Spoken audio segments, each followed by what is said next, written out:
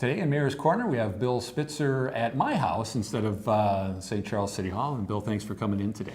Hey, it's it's a nice drive to Winona, and it's always beautiful down here, so I love to come to Winona as well. So let's talk a little bit about some of the things happening in St. Charles. One of the topics I know you wanted to talk about was a marketing survey.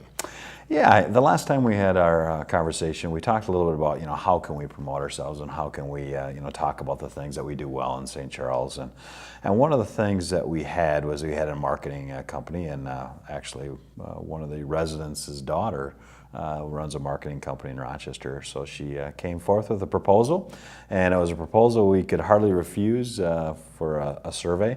And I think that's the first step, kind of learning, where, what people know about St. Charles, where are some areas that we need to, expand upon. So the survey will be coming, and if you're a St. Charles resident, please, take the time, fill out the survey. Our goal is to get 37 or 1% of the population of St. Charles, but we hope that we get many more than that.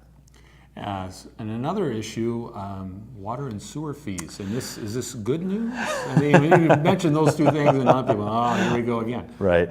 Well, one of the things that we always struggle with to try to get new residents, and some of our neighboring communities have waived some of these fees to try to attract new customers. So, that's basically one of the things that we're trying to do here is to keep up with the Joneses, so to speak.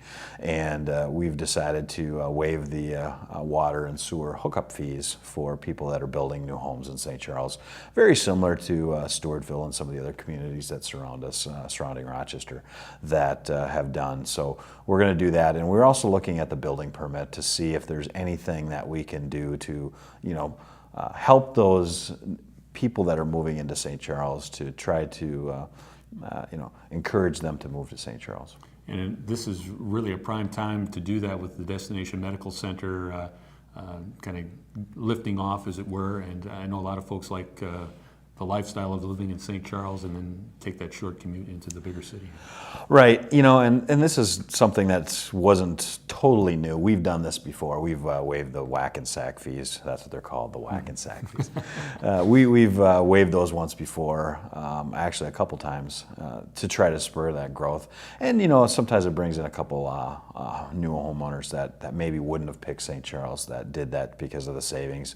The savings would probably buy them a new refrigerator or washer and dryer or something like that for their home. I mean, that's about the cost of these fees. So, it's something. It's something to try to bring these people into St. Charles.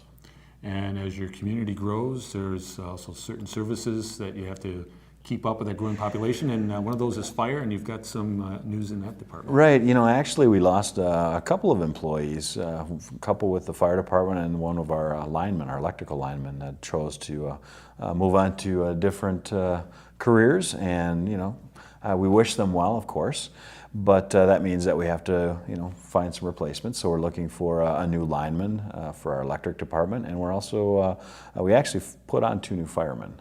So we got those slots filled. So we're almost at full strength. Or actually, I think we're just a little above full strength in our fire department. We're expecting some more retirements this year. So we wanted to make sure that, of course, public safety is very important to our community. So we want to make sure that we are at full staff.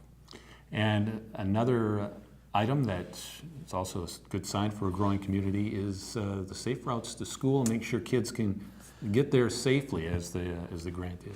Right. When we've put together a couple of proposals in the past and we've struggled to try to get those grants, we want to make sure our children make it to school safely. And to do that, we need the help of the state of Minnesota, because those projects are very, very costly to improve the safety of the routes going to schools. So we had to apply for a grant. And this time we're trying to go a different approach. They have a little limited grant that's called a Safe Routes to School Planning Grant, to kind of go through the planning process of what do we actually need. So we're going to go through that process to see if that'll help us get the big grant for Safe Routes to School. All right, sounds like you got a lot on your plate there. It's going to be a busy year, that's for sure. And then we got to mention as well, you've made the announcement that you are not going to seek another term. Yeah, it was a very tough decision to make. I enjoy the job as mayor, and we've had a lot of ups and downs in St. Charles, as you know, over the last 10 years that I've been mayor. But overall, I just really enjoy the job. But it's time. it's time. Everybody kind of reaches that point in their position where, we have to move on and let somebody else come in with some new ideas. So change is a good thing. I mean, you just got to do that. You got to change those leaders out every once in a while. So technically, this Mayor's Corner is the first in the farewell tour segments. Is that? Yeah, the farewell tour. Good one. I like that. Yeah. All right. Well, Bill, thanks for coming in today and talking with us. Thank you very much.